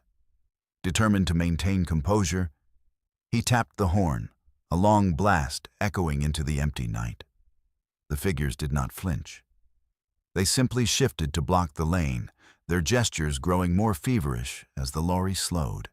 He braked and rolled down the window, preparing to reprimand or offer help. The freezing air poured in, layered with a scent of old, damp earth, a smell like cadaverous soil after rainfall. Before he could speak, the silence was broken by a chorus of whispers. Each voice breathed directly into his mind, bypassing sound and language. "Turn back," they urged. "Not tonight. Not now." Tears welled in the child's eyes as she shook her head, mouthing words he could not decipher. The old man raised his hands, displaying ragged wounds on the palms. Against all logic, the driver found himself paralyzed by a gnawing terror, as though his body were pinned by invisible hands gripping the wheel. He tried to call for help but found his voice missing, his throat tight as if held shut by frost. The figures advanced. The child took the lead, pain etched in every line of her face. The road behind her seemed to ripple, and the driver saw the faint outline of a wooden cart, iron-rimmed and battered, loaded with indistinct shapes. Inky shadows flickered inside the cart, ghostly bundles, perhaps, or memories made manifest. Suddenly, the truck's engine sputtered and died, the headlights dimming to an orange glow. The world around him shrank to the confines of the cabin, the spectral figures outside illuminated only by the faint blue of the instrument panel. Frost spidered across the glass as if traced by an invisible hand, racing from the corners and converging where the child pressed her palm to the window. The sensation of cold penetrated to his bones, and the driver experienced a profound, drowning sorrow. An emotional weight that seemed to push down on his mind and lungs until even breathing became a struggle. Inside his head, a single name echoed endlessly, though he later claimed not to recognize it. It was neither English nor Scots, but reminded him of local folk tales about lost souls and cursed roads. He lost track of time as the figures continued their silent vigil, eyes never leaving his. The driver later described the sensation as being trapped in a loop, frozen, his consciousness spinning in anxiety and regret. With no warning, the figures stepped back, fading into the mist as quickly as they had appeared. The frost melted off the glass, the engine roared back to life, and the radio blared into the cab as if nothing had happened. The lane ahead was empty, unmarred by footprints or evidence of physical presence. Shaken, the driver completed his journey, but barely remembered the next miles. He arrived at the mill hours late, pale and shaking. Fellow workers noticed his changed demeanor. A man known for his steadfast nature now seemed easily startled, withdrawn, and haunted. When asked what had happened, he could only speak in fragments of sorrow, terror, and the sense that something on Kinmount Strait wanted him gone. Over the following weeks, the driver attempted to return to work, forcing himself through daytime runs and short routes free of haunted reputations. Yet every attempt to drive near Kinmount Strait ended in panic attacks, lost sleep, and nightmares so vivid that he began to fear for his sanity. He resigned from his lorry job and never again drove a large vehicle, instead taking seasonal work in gardens and warehouses, always away from highways and open roads. His story spread quietly through the trucking community, passed on by colleagues and confirmed by two co-workers who had seen the driver arrive at the mill that fateful night. None doubted his account. Similar tales had accumulated for decades, including numerous reports of drivers quitting outright after encounters on Kinmount Strait. Many cited the same symptoms: inexplicable fear, attacks of sorrow, persistent chills, and malfunctioning vehicles that returned to normal only after drivers left the haunted stretch. Paranormal researchers and historians took a keen interest in the driver's story, connecting it to older legends. According to local records, Kinmount Strait sits atop lands riddled with ancient graves, battlefields, and remnants of long-abandoned farms. Generations of tragedy, plague, famine, migration, and poverty had soaked into the soil, leaving a place memory that, some theorized, created a psychic echo. The recurring appearances of spectral carts and wounded figures matched folk accounts of travelers forced to relive moments of loss until their stories were remembered and honored. Psychologists argued that the phenomenon could be explained by sleep deprivation, suggestibility, and the power of local legend. Yet the driver's testimony, and those of others like him, defied easy rationalization. The emotional devastation, long-lasting trauma, and utter transformation experienced by veteran professionals spoke to something deeper and more persistent than mere imagination. Over the years, the story of the traumatized lorry driver became one of the M75's darkest legends, delivered at truck stops, in cafes, and as warnings to new drivers facing their first night run on Kinmount Strait. The highway's reputation grew so strong that haulage companies allowed drivers to request alternate routes or daytime shifts as a matter of policy, believing that not all minds and not all vehicles could withstand a brush with the unknown. Even in retirement, the driver's life remained shaped by that winter night. Interviews conducted decades later found him reluctant to recount details, often falling silent or breaking off mid-sentence at the mere mention of haunted highways. He kept a set of journals filled with sketches and words he'd written in the aftermath. Images of ghostly carts, warnings to turn back, and accounts of fleeting figures in mist. For Scotland's paranormal societies and historians, the story stands as a cautionary tale. The A75, and Kinmount Strait in particular, is more than a patch of haunted road. It's a place where the boundary between grief and reality thins, where travelers risk far more than they can imagine when passing in the dark. The traumatized lorry driver serves as a living reminder that sometimes an encounter with the past is not an innocuous brush with local folklore, but a direct confrontation with loss, warning, and the lasting mark of the supernatural. Today, Kinmount Strait remains a subject of constant fascination, investigation, and dread. Drivers who hear the story think twice before embarking on nighttime journeys. Local businesses trade in haunted tales, and historians keep careful records of each new account that emerges.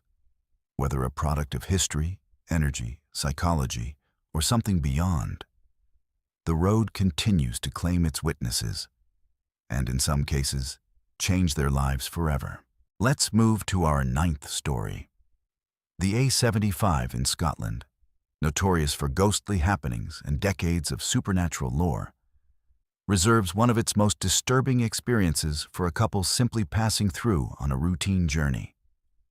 A tale so unnerving that it circulated among both police reports and local newspapers, cementing the road's reputation as more than just the site of spectral apparitions, but a corridor for genuine psychological horror. The nameless couple, whose ordeal was documented in the late 1990s, encountered a roadside figure whose very presence threatened to unravel their sense of reality and safety. It was an unremarkable evening in late autumn when the couple set out on the A75, traveling from Dumfries toward Annan. The road was cloaked in its usual shroud of mist, hedgerows shivering in the damp wind, and the pair exchanged occasional banter as they eyed the empty stretch ahead.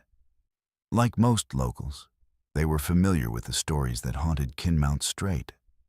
The spectral carts, the drifting children, the veteran lorry driver who quit his trade. But as rational adults with no history of paranormal beliefs, their minds were focused on getting home, not on ancient ghosts. The first hint that the night would be different came as they neared the infamous midpoint of Kinmount Strait. The local radio, tuned to a favorite station, crackled and dropped to humming silence, as if some invisible barrier had snuffed out the signal entirely. The driver reached to adjust the dial, but found nothing to tune, just static and an impression of faint, unearthly whispers hiding under the feedback. Dismissing the event, the couple pressed onward, eager to reach the glowing lights of Annan. Suddenly, their headlights illuminated a figure on the verge, alone, immobile, and oddly indistinct. The couple's initial reaction was one of concern. The figure appeared to be a man dressed in ragged, mud-stained clothing. Most unsettling, though, was the mask-like sack tied over his head, rough edges standing out against the swirling fog. The sack appeared to be cinched at the neck, as if affixed deliberately, but without any obvious means of breathing or seeing. He stood frozen, arms limp by his sides, as the car approached. The driver instinctively slowed down, expecting the man to signal for help or seek a lift. But as they drew up alongside the figure, the couple realized something was profoundly wrong. There was no movement, no gesture, nothing but the slow, heavy rise and fall of the chest under the sack mask, creating a sickening ripple in the fabric. The passenger rolled down their window, intending to ask if the man needed assistance. The air outside was syrupy thick, heavy with the scent of damp soil and something metallic, like rusted iron or blood. As they stopped, the masked man slowly turned his head toward them, the sack writhing slightly as if something inside was shifting. The driver, unsettled, asked whether he was hurt or required help. No answer came, just the sound of slow, ragged breathing, so loud it seemed to fill the car. The passenger gripped the seat, feeling an irrational wave of dread. The driver attempted again, raising his voice this time, but the man remained silent. A moment passed in the ceaseless fog, neither party moving. And then, abruptly, the masked figure took a staggering step toward the vehicle. The couple's unease exploded into alarm. The movement was unnatural. His limbs jerked as if through invisible resistance, the sack twisting and bulging atop his head. They noticed now that the man's clothing, once indistinct, was deeply torn, and streaks of what looked like dark fluid spattered the fabric from the neck down. His hands hung loose, stained with dirt and something darker. Without warning, the driver slammed the car into gear and sped away, heart pounding as the figure receded in the rearview mirror. The car's interior, once warm, felt ice cold, every window coated in a surreal, rapid frost. The radio sputtered back to life, immediately broadcasting the final verses of a funeral hymn. Though the couple would swear later the station had not been playing any such music. Both shivered, not from temperature but from a paralyzing sensation that something from outside had pressed itself inside the car, lingering for miles as they fled.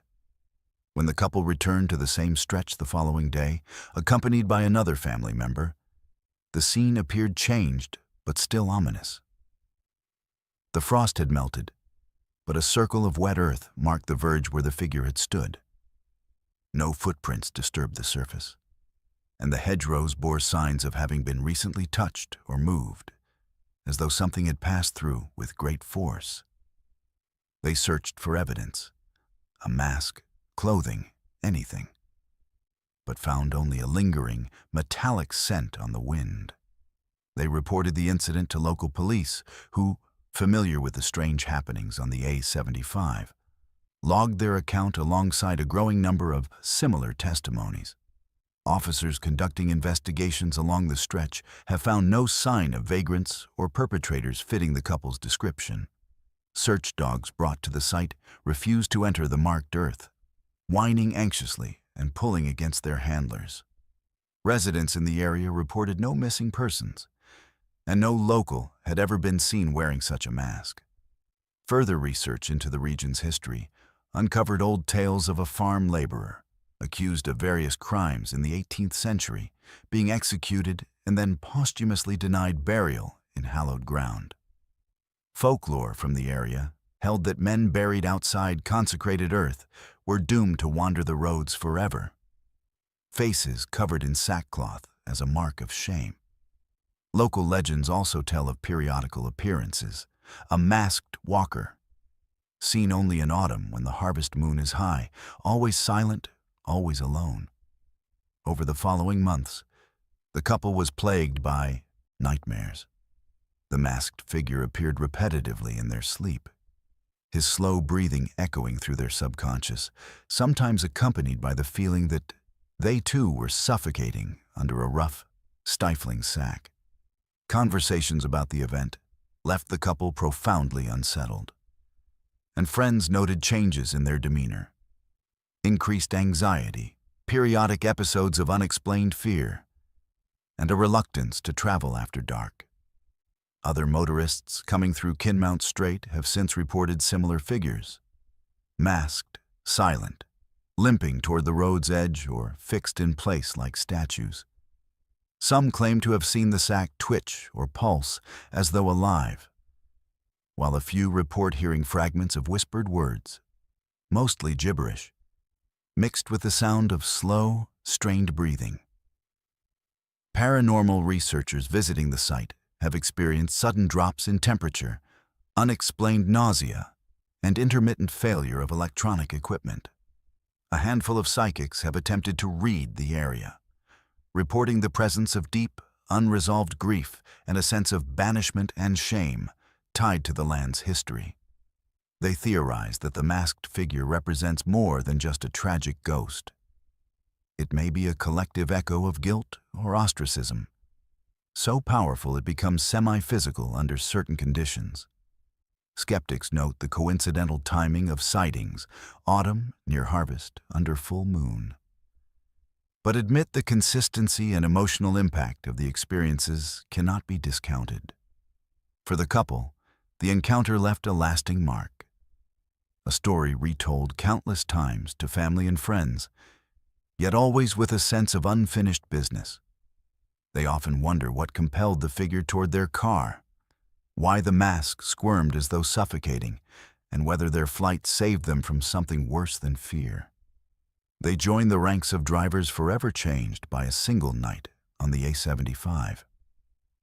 Whether the masked man is a vagrant soul, a memory shaped by legend, or something wholly unexplainable, his existence weaves deeper into the haunted tapestry of Kinmount Strait.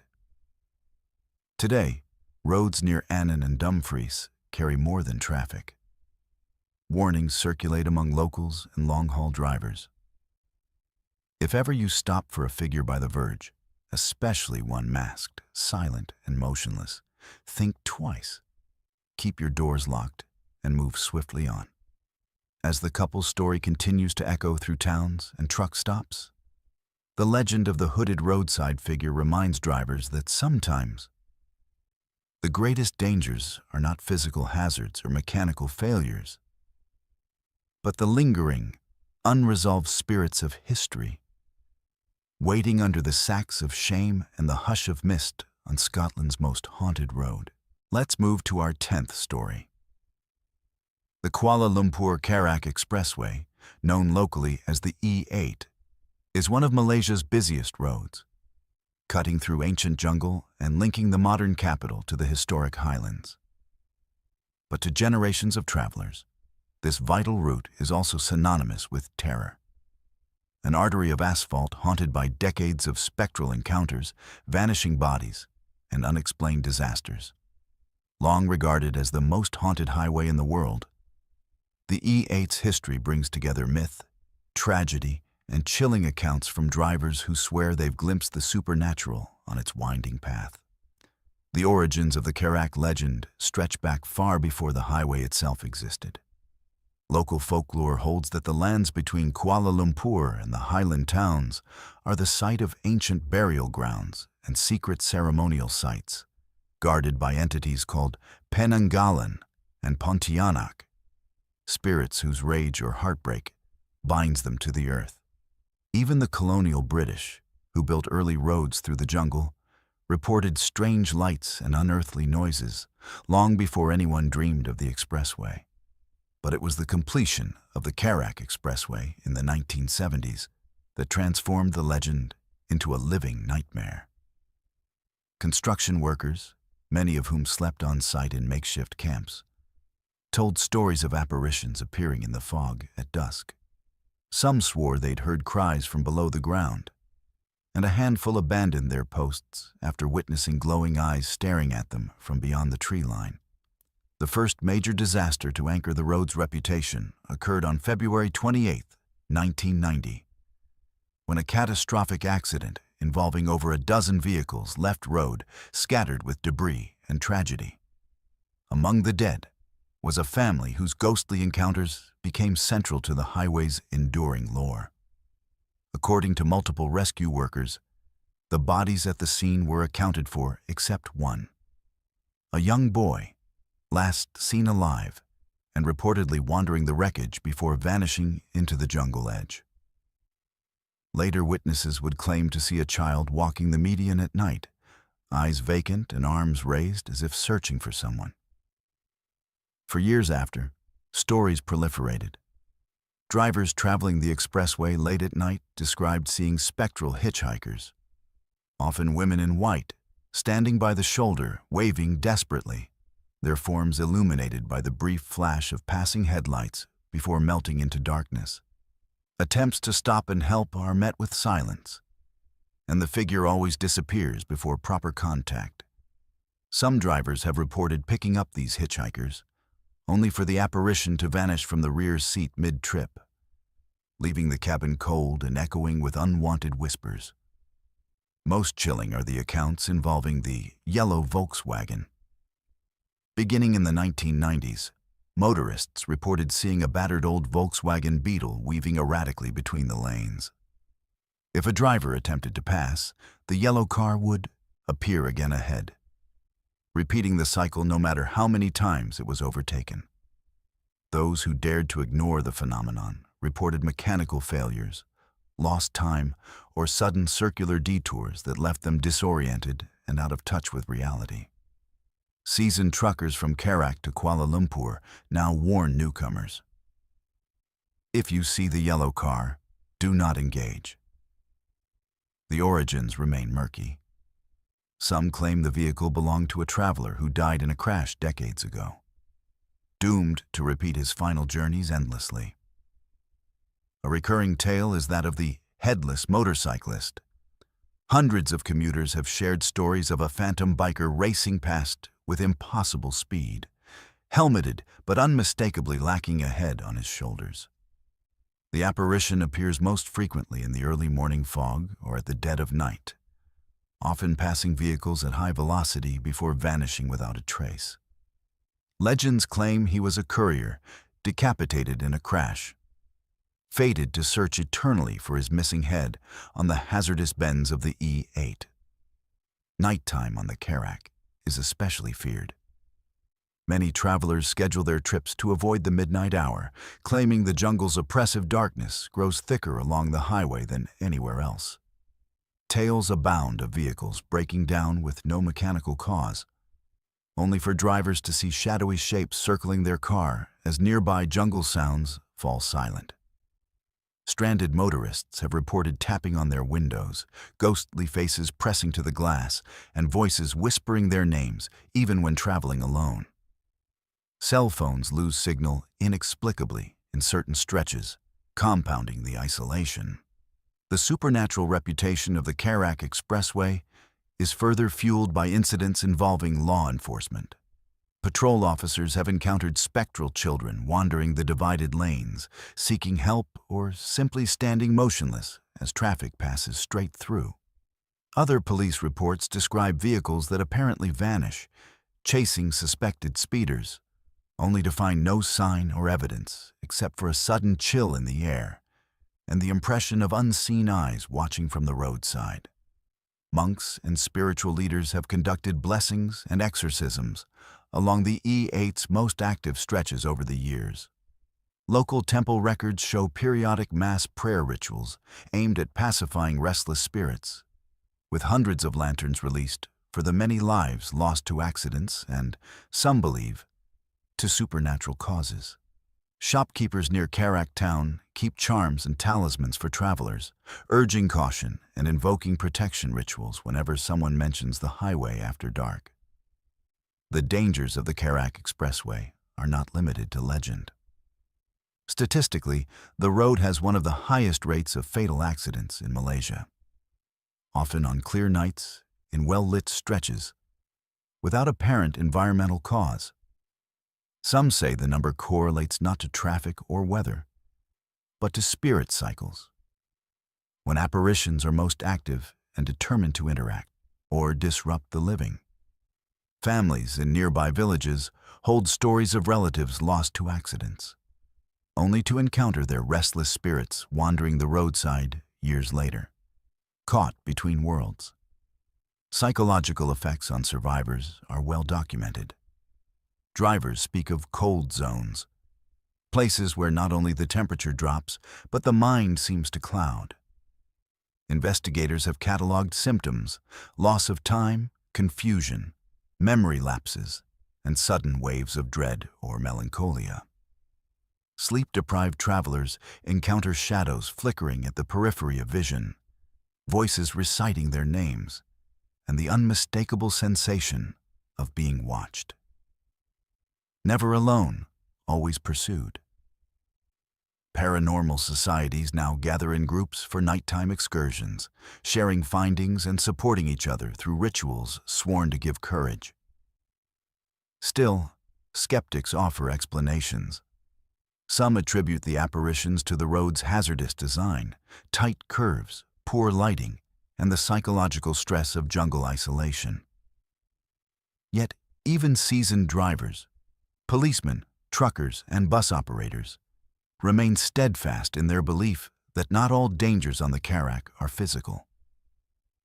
Automotive engineers investigating accident sites have reported mysterious markings, rapid temperature changes, and instruments malfunctioning without explanation. Despite official warnings and popular legends, the expressway remains vital for commerce and tourism. Busloads of school children and families pass along haunted stretches daily, some blissfully unaware, others clutching protective talismans.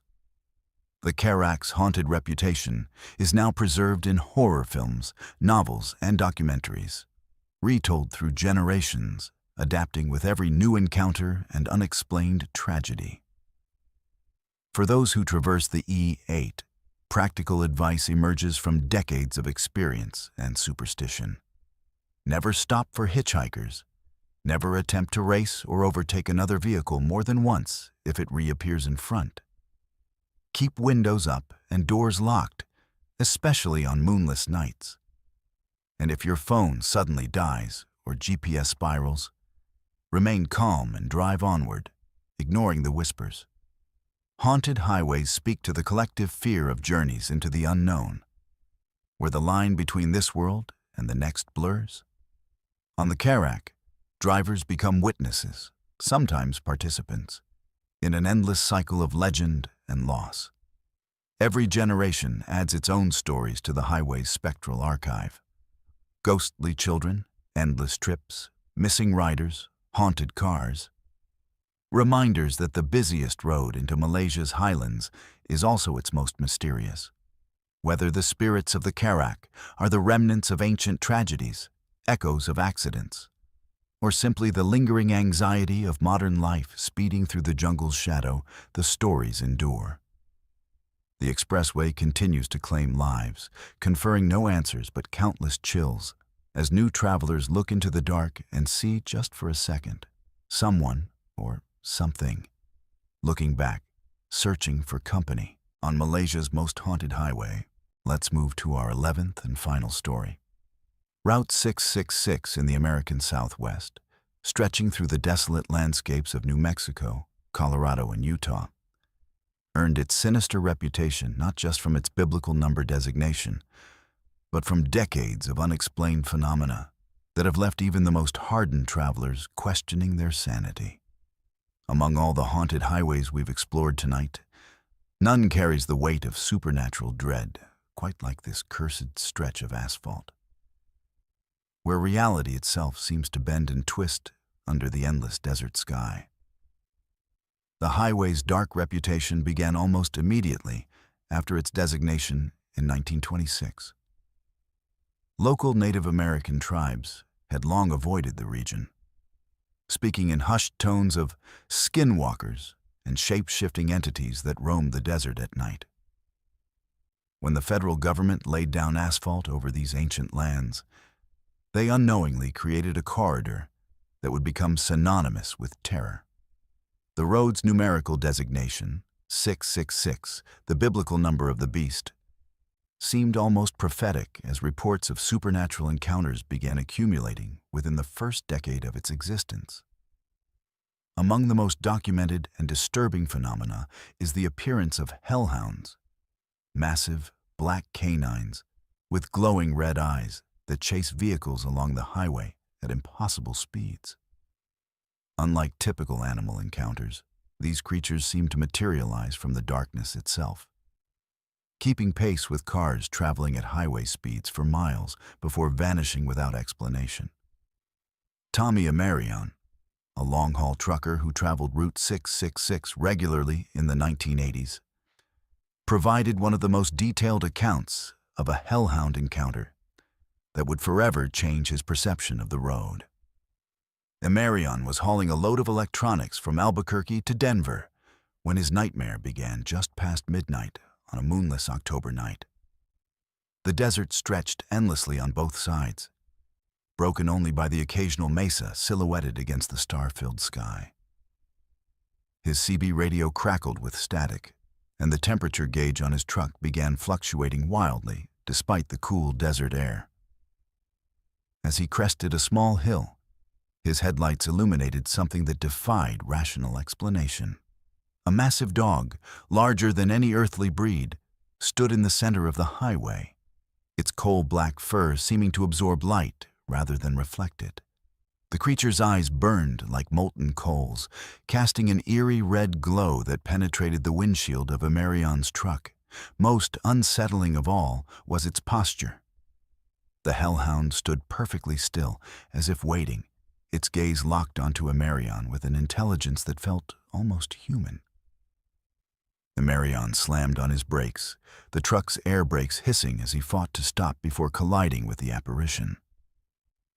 But as his headlights drew closer, the creature began to move. Not away from the truck, but alongside it, matching his speed with supernatural grace. The Hellhound's massive paws made no sound on the asphalt, and its breathing produced no visible vapor in the cold desert air. For nearly 10 miles, the beast ran beside Emerion's truck, occasionally turning its burning gaze toward him, its mouth opening to reveal rows of teeth that gleamed like polished obsidian. The psychological impact on Emerion was immediate and profound. He later described feeling an overwhelming sense of dread, as if the creature was not just running alongside his truck, but somehow feeding on his fear. The radio filled with incomprehensible whispers in languages he didn't recognize, and the truck's heater began blowing air so cold it turned his breath to vapor. When he tried to speed up, the Hellhound effortlessly matched his pace. When he slowed down, the creature did the same, never breaking stride, never showing signs of fatigue. Just as suddenly as it had appeared, the Hellhound veered off the highway and dissolved into the darkness, leaving Emerion shaking and disoriented. When he stopped at the next truck stop, other drivers noticed his pale complexion and trembling hands. The truck's paint bore long scratch marks along the passenger side. 4 parallel gouges that went through the metal as if clawed by something with razor-sharp talons. No earthly animal could have inflicted such damage while running at highway speeds.